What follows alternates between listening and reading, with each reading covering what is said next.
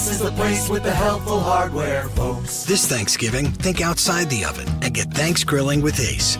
Get a new grill and choose from top brands like Traeger, Weber, and Big Green Egg to add even more flavor to your Thanksgiving turkey, side dishes, and desserts. Plus, right now, get free assembly and delivery on all grills and accessories $3.99 and up.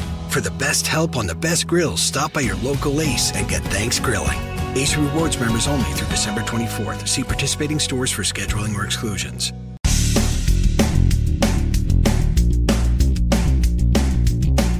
This is No BS Job Search Advice Radio, episode 1946. I'm your host, Jeff Altman, the Big Game Hunter, and welcome to the #1 podcast and Apple Podcast for job search. No show has as many episodes in this category, job search, as No BS Job Search Advice Radio. And today I'm doing an interview with Ed Evarts where we talk about starting a new job and starting it well. This may be getting ahead of things for you, but it's a great episode because we talk about how you launch in your new role well. Hope you find it helpful. Hope you give it a great review, and please share the show.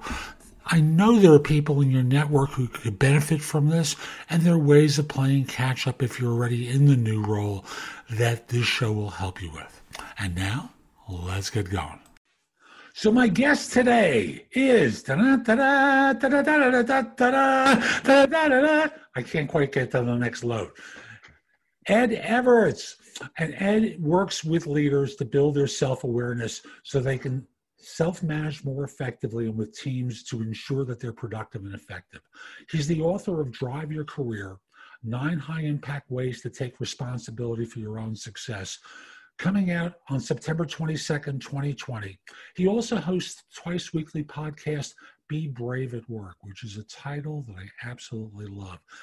Ed, thanks for making time to show up today. Really appreciate it.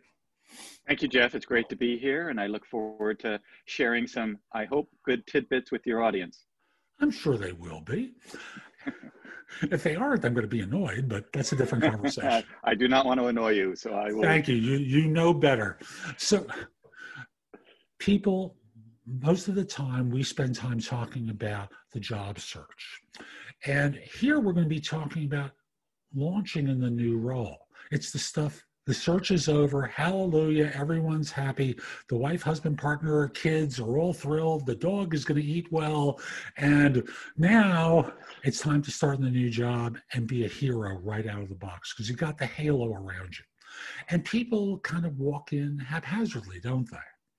So they do, and that's, part of what you're describing is what happens, that people think their effort ends once they land the job. And so now they are working and they can put all that effort aside and not focus on anything other than the job itself. And the work that I do with clients helps them think about it a little bit differently. So what sort of things should people be doing differently that they don't? Maybe, if you can give us the basics of what the typical person does, and then we can start looking at the things that they do differently. Well, the typical person comes into a new role and instantly starts looking for kind of low-hanging fruit, things that they can implement or change or do differently so that they are impacting the organization. And by doing so, they're kind of skipping over a variety of activities that they should do in order to really solidify themselves at that organization. And so they start working on projects, they start working on initiatives and goals and things of that nature, and they are missing some activities, which I'll share with you, that they should do in order to make a progress. And then next thing you know, they're so caught up with projects and initiatives and goals, they don't have time to go back and do this pre-work as they start their new opportunity. And when you talk about this, it kind of reminds me about how important it is to connect with the people there.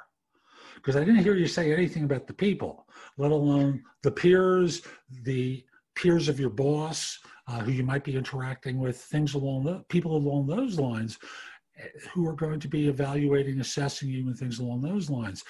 So I'm curious the kinds of things that you think people should be doing when they start up. Well, the people equation is super critical.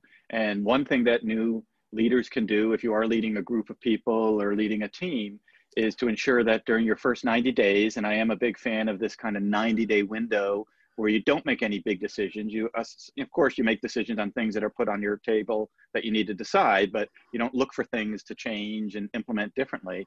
But during that first 90 days is to meet with folks and ask them what I call the $1 million question, which is, what's one or two things I could be doing in order to do this job effectively? Because these folks have history with the person that was there before. They have history with the company. They know what they like, they know what they don't like. And it's so important for you to know what had happened so you don't repeat it. People don't want a repeater, somebody to come in and just be like the last person that was there. And the only way you can do that is during the first 90 days is to ensure that you talk with people about what you could do differently or what you could do to have a very impactful impact at the organization. One of the things I tell people to do is, and this is, this can take place on an interview with your future boss, but certainly with the people that you meet with once you're on board. My predecessor, what did they do well? What did they do that made you happy? What might you have liked that they could have done differently? Because I obviously want to continue the things that you liked and change the things that you didn't. And that kind of sounds like that kind of a question. It is, and you would be surprised how many people don't do that, right? Again, they get so caught up in goals and objectives and impressing their boss that they don't spend enough time understanding critical data points as to how the last person performed the job that they had done. I'm working with a client now, for example, who is going to take over leadership of a nonprofit. The prior president founded the nonprofit 40 years ago. So this person has been in charge of this entity for 40 years, and he is now the second CEO of the organization. And I was talking about just the huge difference and impact that's going to have a new leader in the organization. And the first thing you need to do is ensure people know, and this is really the second tip, Jeff, is to ensure that you set expectations for people that, on day 2, you're not going to come in and change the world, that you want to understand how things work. You want to understand how people work together. Some people work really well together. Some people don't. You want to observe this. And then after 90 days, you can come in and say, hey, here's what I've observed. Here's what I think I see happening. And here's 1 or 2 things I think we could do differently to be more effective. You're going to have so much more credibility after 90 days because you've now experienced it a little than a new leader who comes in and after 2 or 3 days starts saying, hey, here's what I think could do differently. The first thought in people's head is, what do you know? You've just got here a week ago. You can't know everything that we're doing and how it's going. And so we make that error in timing by making change too quickly. It's funny that you use that example, for the person who's been there for 40 years and the successor steps in. I would think that the first thing that should happen is to figure out what was going on well during their time. I assume it was a retirement. They weren't pushed out because I hear 40 years. They didn't start at age 20. So I'm working with the assumption that they started at a fairly early stage of this organization. But still, it was retirement time. They weren't pushed out. Well, and there's 2 types of ways that you engage in a new role at an organization. One is you're hired into the company. So you've never worked there before. And day 1 is day 1 at the company. Or in the case of the second CEO after the 40-year person, is he's worked there. So he has observed the leader in action. He's observed the pluses. And one of the reasons I'm working with him as a coach is because he's observing the minuses and he doesn't want to repeat those minuses. But the third piece of advice I would give, Jeff, is especially for somebody who's taking over a senior leadership role in an organization, is to start and create a transition committee. And so a transition committee, especially for this new CEO, who is the second person in 40 years, he needs to create some bandwidth around himself and the impact his leadership is going to have in the organization. And the best way to do that is to create a transition team of people who are going to help you. You can't do it alone. And you need people to help you spread the word. You need people to help set expectations. You need to help manage the workload that's coming at you. And you can only do that effectively if you have what I call a transition team. And so many people walk in with hero complexes. I'm going to ride in on the white horse and save the day. I'm the new messiah of the organization. I'm going to lead you into salvation. And a person who's elevated may not have that sort of thing, but they have a variation of it that basically translates into, I'm in charge. Definitely. And I think they all have a variation of that. And I think you're right that there are people who are like, hey, I'm here. I was hired for a reason to save this company, and I'm going to start on day two. And, quite frankly, unless it's low hanging fruit of something that needs to be fixed, like a client complaint that needs to get addressed, day two is the wrong day to start making those types of changes. And so you need help from others to help you navigate and ensure that the perception people have of you isn't that you're the superhero who's going to save the world, but someone who's come in to lead them to do their jobs more effectively. And I kind of think in comparison from sports, where two coaches in the New York Giants, the original one, Bill Parcells, that I'm thinking of, and then later on Tom Coughlin, basically had leadership teams of players around them, because both of them were a little, shall we say, rough around the edges as personalities. A polite way of saying they were gruff as all hell folks. And Coughlin in particular annoyed his team. And it was little things like, you're late if you're not there 10 minutes early. Right.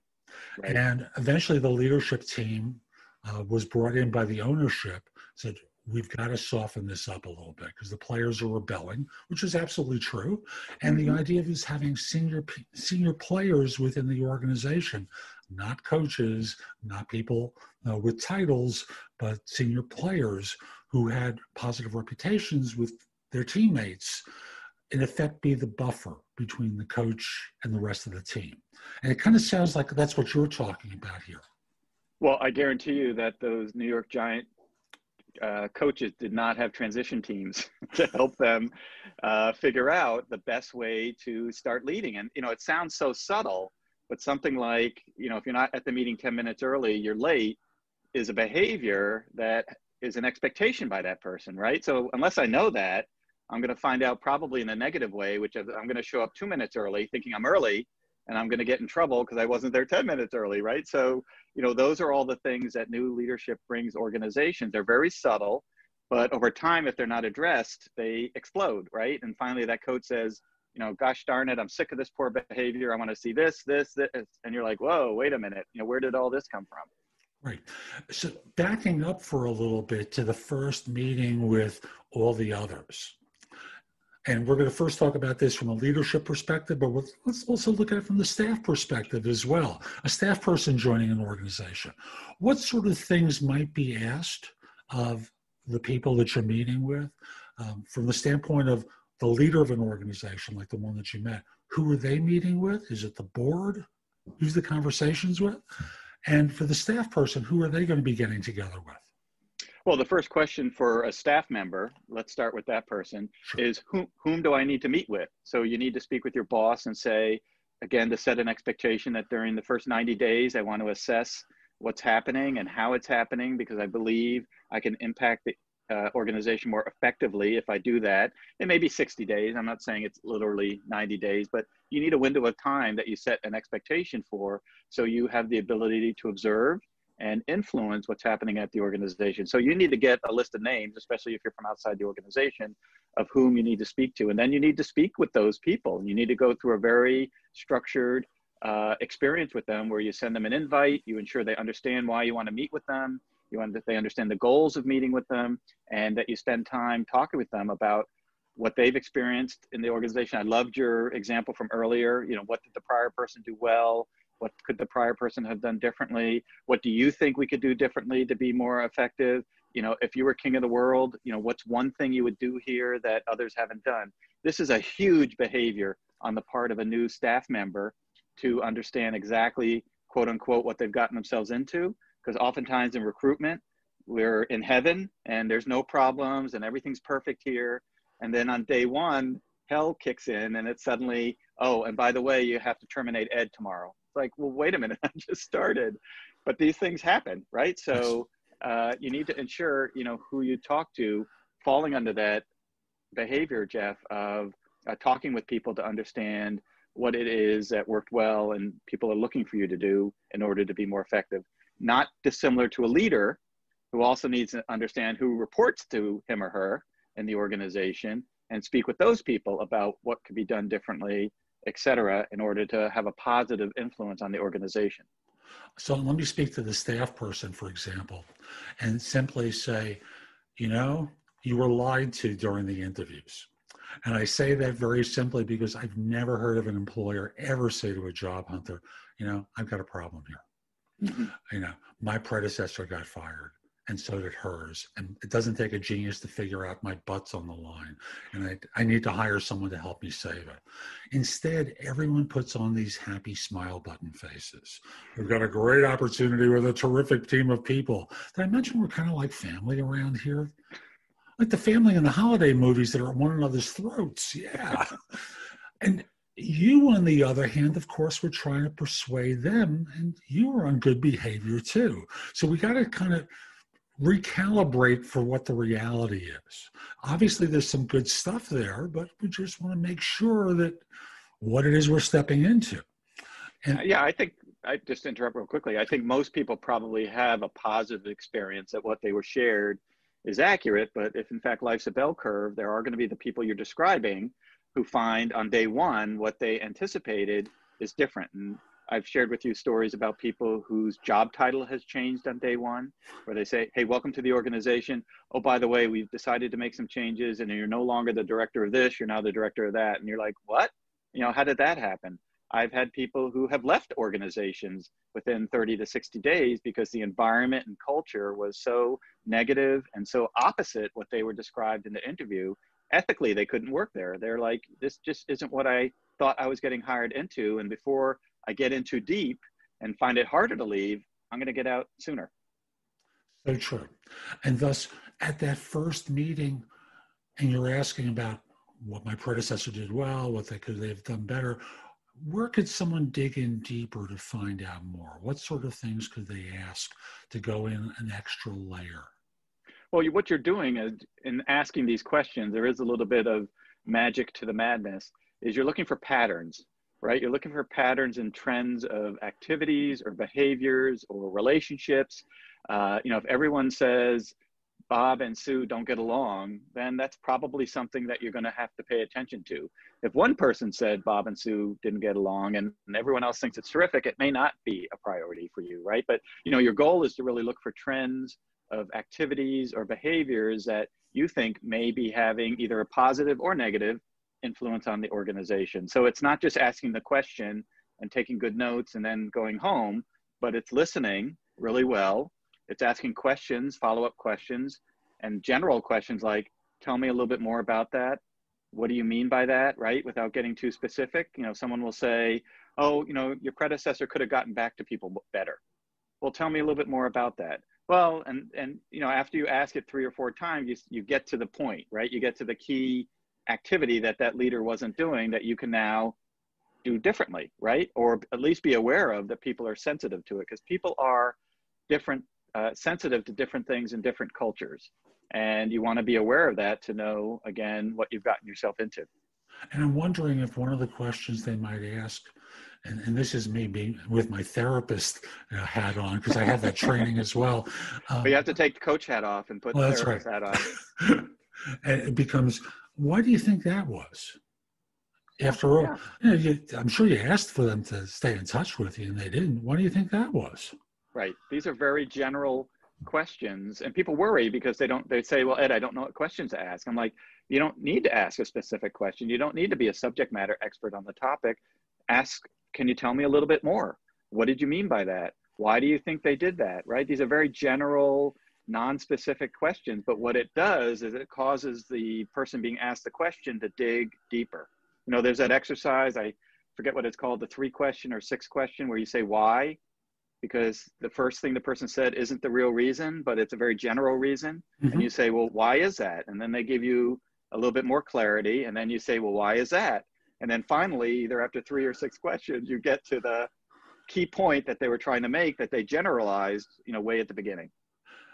And so folks, we're back to the fact that people try to be delicate in how they answer questions. Political is another way of interpreting that word. And as such, you don't get complete information. even in the case of coworkers who are one another's lungs, consistently trying to rip the other one's heart out. Right. People operate at a high level of defining it, and unless you ask them, so what's the history of that? How did that happen? Right.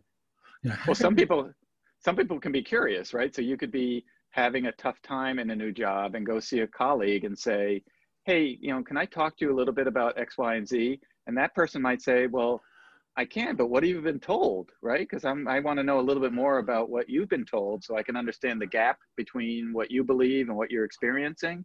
And they may be very candid to say, well, I don't believe what you've been told is accurate, or what you've been told is partly accurate, but not fully. But let me tell you my perception of the experience, because the more you know, and I think what we're also talking about, Jeff, is transparency and candor, right? The more I know about stuff that's accurate, the better I am at doing something about it. If I don't know the truth, then who knows what I'm trying to solve, right? If I don't know the truth, but if I know the actual experience or truth people have, now I have something I can do something with. Agreed. And folks, if you've watched me at different times or listened to me at different times, in the interview process, I believe in trying to get an idea of, number one, what their expectations are going to be of you for the first 30, 60, 90 days. So we're right on board with this. But then there's the 1 year mark to get an idea of what the deliverables are going to be, how they're going to evaluate you after 1 year. I've got some sweet language around that. So it's not just simply, hey, so tell me what success is going to look like after a year, because that one they know how to answer and they can con you with that. So I have some different language that basically translates to the same thing that gives a more honest appraisal. And as you're starting to hear some of these pieces of information, remember to connect the dots back to what you've been told that your objectives are for a year and for 90 days, so you can start seeing how this can get smoothed out or may cause interference with you achieving some of your objectives, so you can start addressing them early in conversations with your boss. That one makes sense, because I'm kind of taking your ideas and some of mine and connecting them together. Oh, it makes perfect sense. I mean, a lot of the work we do, and when I say we, I mean you and me, Jeff, are helping people on the how part of their job. I'm not an expert in the what side. So if I'm working with a pharmaceutical engineer or an attorney, I can't help them be a better attorney technically or a better pharmaceutical engineer technically. But what we spend time on is how they're leading, how they're influencing, how they're building their self-awareness on how people are experiencing them, whether they want to hear it or not. And the 1 year mark is a great time to do, for example, a 360, where you can go in and ask people, I've been here a year now. Tell me how you're experiencing me. Do you like how I'm working? Do you like how we're interacting? Or don't you, right? And of course, it's always confidential and anonymous, so people have a tendency to be a little bit more candid. But if you don't know how people are experiencing you, if your self-awareness is not high, you're going to be in trouble. And for those who might not know what a 360 is, could you define it and how it's run by an outside resource or an HR organization? Sure. A 360 is a feedback assessment tool where we create a list of raters. So you as the client would create a list of raters. These are people that we collect feedback from. You get the list approved by your boss. So we know that you just don't pick all your poker buddies. And then we invite them, and you actually invite them into the process. Some companies have either a self-created or they've bought a 360 online. Others look to me and say, hey, Ed, what 360 do you use? And can you bring that into the organization? But you invite them as the client. You ask for their feedback. You ask for it to be candid. You want to know how people are experiencing you. And then we kick off the process. And just to be clear, that was RATERS, not Raiders like in Of the Lost Ark. Right, RATERS, you got it. Just making sure. So what other sorts of things should a person do in launching at a new organization in order to stand out, be more likely to succeed? What sort of things do you point people to? Well, ironically, in my first book, Raise Your Visibility and Value, I talk about 7, visibility accelerators. And those 7 visibility accelerators are designed for people who either are not new in an organization, but want to raise their visibility, or are new to an organization and want to ensure that they are very visible. So a couple of them, for example, include ensuring that you're very visible within your organization and your industry. And what happens, Jeff, is when people join an organization, like the example we talked about earlier, where all their job work effort shuts down and now they just focus on doing the best job possible at the organization, they also disconnect themselves from their industry. So whether you're in the pharmaceutical industry or the legal industry, the manufacturing industry, whatever it might be, it's critical that you look for ways, not many, just a couple, but look for ways to stay visible in that organization. And then the most common way for people are to join affiliation groups, and every industry has an affiliation group, although today they're meeting virtually versus in person. But every industry has an affiliation group that you can join in order to raise your visibility. And the beauty of being part of a industry group is that you can bring information back to your organization. So you can bring back best practices. You can hire a consultant that you met at a affiliation group.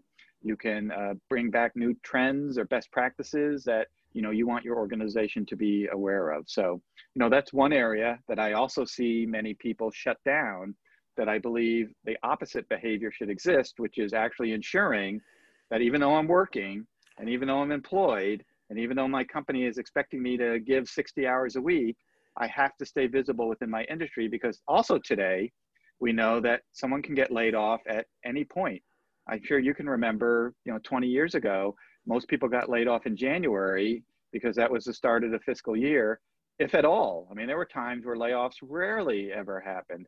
Now they can happen any day of the week for any reason to any number of people. I'm not suggesting any of our listeners might be that way, but I guarantee you, if it does happen, you'll be very glad that you are very visible within your industry. And I'll go back to the days where it would happen before Thanksgiving to avoid the Christmas bonus. Right. So early in the week, like the Monday of Thanksgiving week, people were nervous about whether they'd be called in. If they saw people in suits in the conference room, they knew layoffs were coming. And I'm curious, I'm going to back up to something. And it was your reference to during these times where so many groups are meeting virtually. Is there a difference to having these meetings with the different constituencies in an organization done over video, Zoom, WebEx, however it's being done? And do you sense any sort of a difference in how the communication comes out, how authentic it is, stuff along those lines? Yeah, I mean, this is a whole new world order. Ironically, people have been connecting virtually for years. So this isn't like something that just started in March and everybody is trying to figure out how to navigate it. But, the most basic one, Jeff, that people need to be highly aware of is what I call presence. And we talked about leaders and their presence in person, but your presence online is as critical as in person. And I hope you can see today that, I'm sitting in the middle. I've got a nice centered look. I don't have a fake background of the Bahamas. This is my house, right? So, we want to be transparent because this is where I live and this is where I work from. So, one piece of advice I would give folks is to ensure, whether it's a small 20-minute meeting or an hour session or 2-hour workshop, that you're very, very present, that you have other technology turned off, that you're physically, obviously committed to the meeting, that your camera is set. I have people who look like this during the whole session because their video is here, but their camera is here. And I want to, jump in. I can't, but say, hey, you've got to create a different setup because it doesn't look like you're paying attention, right? So I would just say, presence as number one is a huge differentiator for people in virtual communications. And I'm going to pause for a second and say, when you have two monitors, you have to be aware. Just the same way as if you have a single monitor. I use Zoom for everything that I do. And you put it on speaker view so that the speaker is front and center. I'm in a small window above, and thus it looks as though I'm making eye contact. Yeah. Yeah. And that small thing. I remember one time I had a Labor Department case in New York against a former employer who owed me money. And the meeting was done virtually with the referee in Albany, New York, and us in New York. And I'm talking to the camera. I knew exactly where to look. My former employer is off in La La Land and not making a connection with people, and that's what you need to do. Yep. This is all about the first connection, just It like is. on an interview is the first connection. Yeah, it is. And, I would also tell you, as we talk about this topic, there's a couple of things that you need to do a little bit differently, or some people need to do a little bit differently. I'm not suggesting nobody does what you and I are doing, but a large number of people don't, is also make sure that you are in a place where you can turn your camera on, because, people being able to see you and see you live is a huge differentiator. And one of the key differences between a virtual experience and an in-person experience is virtually, I can see everybody.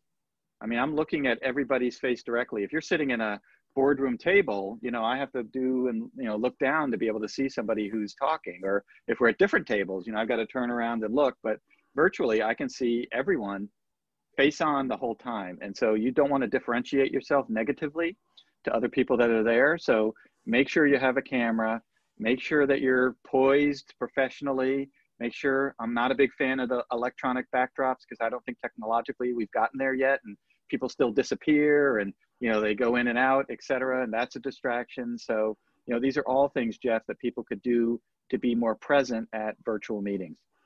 It's so funny when you talk about the backdrops, there are people like Coach who put up the Bahamas scene and they move ever so slightly. Part of their arm disappears. They've got the white around their head, because it just doesn't work perfectly. It works very well, but it's not perfect. Also with Zoom, and I presume other platforms, there's background noise cancellation that's now available on newer releases of Zoom. So just make sure that that's configured, because the last thing you want are the sounds of the kids running by in the backdrop. And it really does a very nice job of noise cancellation. And this is, for people who are new to an organization, going back to one of our earlier topics, this is a way that you can establish a standard for yourself, especially if you're a leader. You don't just tell everybody on day 2, hey, here's how I expect you to look on Zoom, but you observe and watch, right? And then after 90 days, you can come back and say, a couple of things we could do a little bit differently to be more effective is to be more present on Zoom. Here's what I've observed over the last, and we keep saying Zoom, there's a number of vendors, Google, Microsoft, right? Zoom is like Kleenex. I think everyone just says it because that's the word. But, here's what I've observed, which is a key differentiator. This isn't something I've observed at other employers. This is something I've observed here.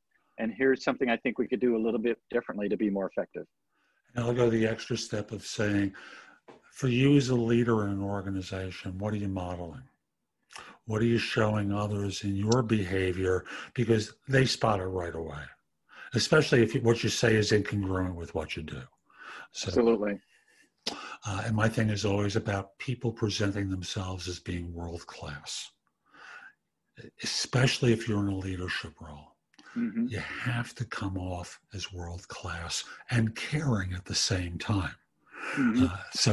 And I want to distinguish the two, just because so often when people hear terms like that or professional, it's no personality, hard nose, things along those lines. Not true at all. I'll just remind you that if you're in a leadership role, one of your responsibilities is to inspire. It's not, you're no longer a manager. You have people who manage. Your job, one of the big parts of your job is to inspire people. And that may involve your selection process, but it also involves who you are and how you present to others throughout your tenure with the organization. And what haven't I asked you about? What haven't we covered yet that I just haven't been skillful enough to draw out? Because I know there's more. Well, we have talked about so much, Jeff. I mean, we've given people dozens of ideas on things that they could do differently to be more effective. And, I hope people listen to your intro, because my new book, Drive Your Career, is going to be coming out at the end of September. And in that book, I do include 9 ideas that I think apply to people who are either at a role or new to a role that they could do and be more aware of to ensure they're putting on that best professional look, right? I agree with your assessment that this is a time to model good behavior. Don't underestimate people watching you, because they are. And this is a great time to demonstrate the best type of leader that you can be. And I'll just be clear, September 2020, and I'll have a link to that book and the first book in the show notes, so you have a chance to check them out. So you've spoken about the book again. Tell folks about your coaching practice, what you do, how they might be able to reach you. Sure. I have been doing leadership coaching for about 12 years, and I do three things. One is one-on-one leadership coaching with successful leaders. Two is team coaching, which is working with teams to help them be more effective and productive. And then three, it's something I call business strategy, which is working with small companies to help them navigate through a new arena due to an acquisition, geography, products and services, whatever is changing is new for them. So if folks would like to reach out, they can go to my website, which is Excellius.com, and that's EXCELLIUS.com, or they can email me, ed@Excellius.com. That's today's show. I hope you found it helpful. And if you did, here are a few more ways to get information and advice from me. First of all, visit my website, which is thebiggamehunter.us. Go to the blog. There's a lot there to help you with your job search, hiring more effectively, managing and leading, and workplace-related issues.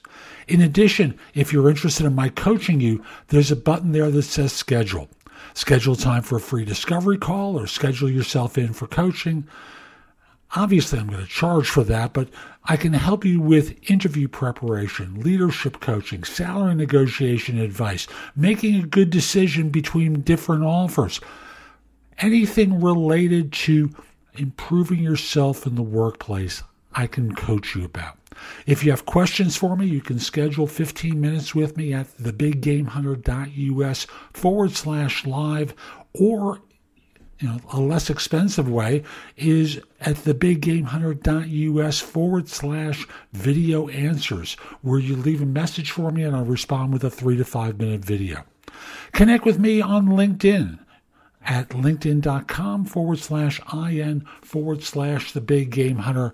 I can assure you your network will expand a lot by connecting with me. And finally, watch me on TV.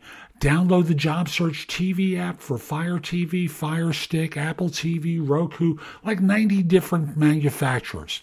I'll be back tomorrow with more, and in the meantime, I hope you have a terrific day. Be great!